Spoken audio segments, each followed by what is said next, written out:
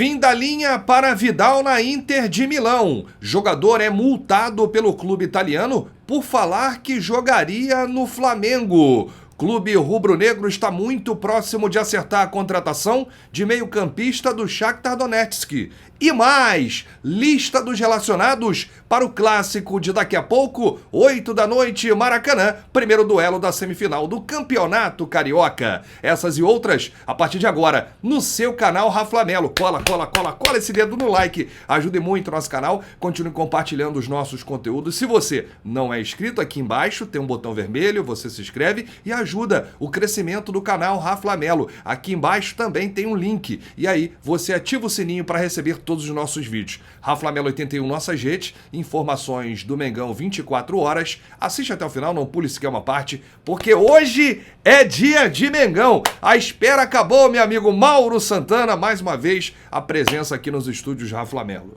É verdade, lógico, a expectativa é muito grande para essa primeira partida. Eu acho que será um jogo tenso, um jogo nervoso.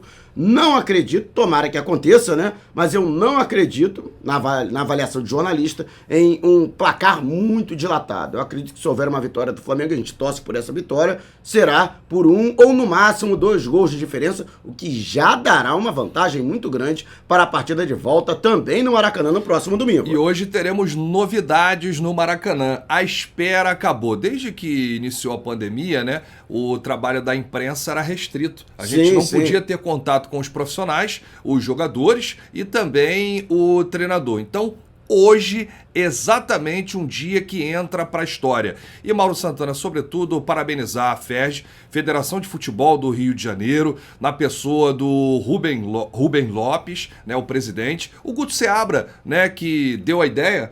Isso, é o responsável, inclusive, pela comunicação da federação, e foi dele a iniciativa de, nessas fases finais, reabrir a zona mista e também conduzir a coletiva novamente de maneira presencial, ou seja, poderemos fazer as perguntas diretamente ao técnico Paulo Souza ao final do jogo. Eu realmente já estava com muita saudade, há mais de 2 anos que não tínhamos aí uma coletiva presencial, né? Com o hiato apenas na final, a decisão do estadual do ano passado, quando fizemos perguntas diretamente ao técnico Rogério Ceni, naquela oportunidade, uma iniciativa do Flamengo, da comunicação do campo, né? Do Flamengo. Estivemos à beira do campo fazendo uma entrevista coletiva do técnico Rogério Ceni, mas realmente temos que parabenizar aí a iniciativa da Federação de Futebol do Rio de Janeiro, que novamente abre aí as portas do Maracanã para que a imprensa possa realizar o seu trabalho. Parabéns ao presidente Rubens Lopes, que vem fazendo um trabalho incrível à frente da Federação de Futebol do Rio de Janeiro, e ao Guto Seabra aí pela ideia. E vamos com tudo, né, Mauro? Mandar pergunta lá para o Paulo Souza. Agora é ao vivo. E aí, Paulo Souza? Aqui é o Mauro Santana do canal do Mauro Santana. Olha aqui, Mauro, o Flamengo divulgou a lista dos relacionados com apenas 2 ausências, né? O Gustavo Henrique e também o Léo Pereira suspenso. Léo Pereira, zagueiro artilheiro, né? Fez 2 gols aí no último jogo. E tomou cartão. O Andrés Pereira, o Bruno Henrique, o Davi Luiz, o De Arrascaeta, o Diego Alves, o Everton Ribeiro, o Fabrício Bruno, o Felipe Luiz, o Gabigol, o Hugo, o Isla, o João Gomes, o Marinho, o Lázaro, o Matheus Cunha, Matheus França, Mateuzinho, Noga, Rodinei, Thiago Maia, Vitinho e o Ilharão. A lista dos relacionados do técnico Paulo Souza. Paulo Souza está cada vez mais encontrando o elenco ideal. O elenco não, o time ideal, né? Os 11 ali, para que os jogos importantes aí na temporada, né? Já começa com hoje, né? Hoje é um jogo importantíssimo. Não dá para fazer rodízio. Mauro, né? O Flamengo luta muito para ser campeão do Carioca, porque é o tetra inédito na história do clube, né? E o Paulo Souza já entende a importância desse tetracampeonato para o Flamengo. Por isso, não vai promover experiências nessas, a não ser que meta 3-4-0 no Vasco, nesse jogo de quarta-feira, e no domingo ele pode ali tirar um ou outro jogador, mas o que também não é o caso. E outra, né, depois da semifinal, ele vai ter mais de 10 dias para trabalhar a equipe, porque o outro jogo acontece somente no dia 30 ou no dia 31, já no final do mês.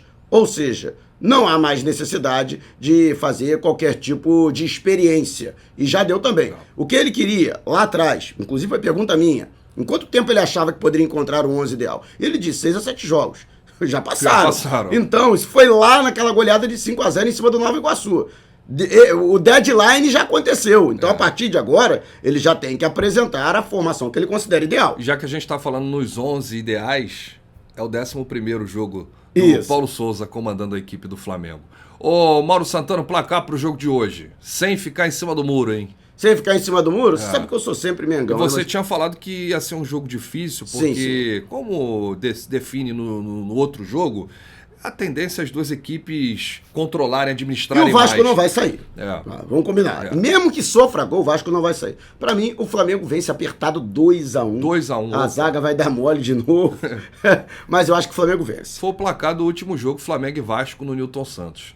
Ô, Mauro Santana, fim da linha para Vidal na Inter de Milão. Rapaz, o bicho tá pegando por conta daquele elogio que ele fez ao Flamengo. Diz que jogaria no Flamengo sem pensar. Ele pediu, ele implorou. Se declarou. Venham me buscar. Foi amor. De Deus. Foi amor à distância aí ao Flamengo e não caiu bem, não. O jogador foi multado pelo clube italiano. O Vidal tem contrato com a Inter de Milão até o meio de 2023, ou seja, até a temporada do ano que vem. Mas existe uma coisa lá na cláusula que permite a rescisão no fim da atual temporada, né, que vai ser agora, no meio do ano, mediante pagamento de multa. Segundo a imprensa local, lá a imprensa italiana, a Inter deve pagar esse valor para evitar um aumento salarial do atleta no último ano, né, porque isso aí vai aumentando, né? A cada... Isso, é cumulativo. Quando o contrato vai chegando perto do fim, vai aumentando aí o valor. Quando ele chegou à Inter de Milão, o salário dele era de 600 mil euros, que já é uma maravilha. Né? Atualmente é de 800 mil. E se ele ficar mais uma temporada, vai para 900 mil, cara. Que beleza, hein? A própria Inter de Milão, não. Eu pago a multa. Olha aí. E em entrevista à TNT Esportes do Chile, o jogador da Inter de Milão revelou que está muito próximo de encerrar aí a sua passagem pelo futebol europeu. Isso. E ele não precisa nem de proposta, não precisa nem de salário. Não, ele foi muito bem claro, eu tenho esse sonho. Ele veio pro Flamengo. Falou, se a comissão técnica e a diretoria do Flamengo me quiserem, ou seja, só depende do Flamengo. O Flamengo vai lá. Agora também tem a questão do jogador, né? Não adianta, eu quero jogar no Flamengo, me paga 3 milhões por mês. Aí até eu quero jogar no Flamengo também. O Flamengo não quer me contratar, não. Todo mundo pode quer. pagar só um mês de salário, só que eu fico tranquilo. Pô, vai depender muito do próprio Vidal, né? Paga um mês de salário, os outros 11 você joga de graça, né? Com certeza.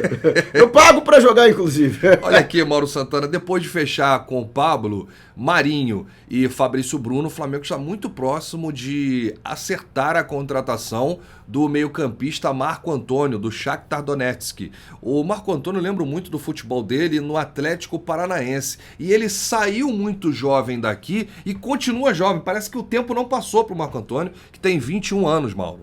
É verdade. E ele passou primeiro pelo Estoril, né? Sim. Em 2018 ele foi contratado pelo Estoril ao Atlético Paranaense. Atuou muito pouco, inclusive. Você tem uma memória muito boa, porque eu quase não lembro dele, não. Porque ele saiu com apenas 18 anos. E no mesmo ano, o Shakhtar pagou 3 milhões e meio de euros pela sua contratação naquela oportunidade. E o atleta, que muita gente vem falando a respeito disso, inclusive a informação inicial foi do Flávio Sormani, Sim. o comentarista da ESPN, e nós confirmamos pelo lance. Isso, exatamente. E, inclusive, os próprios profissionais de imprensa da Europa já também confirmaram essa situação. Ele que inicialmente chegaria para ser uma alternativa ao Arrascaeta. Mas, olha, eu particularmente acho que são dois jogadores de características muito diferentes. Não vou ser aqui hipócrita, que tem muita gente que fala, não, mas eu conheço de cabo a rabo o Marco Antônio. Confesso, conheço muito pouco do jogador, mas busquei informações com pessoas muito próximas ao atleta e que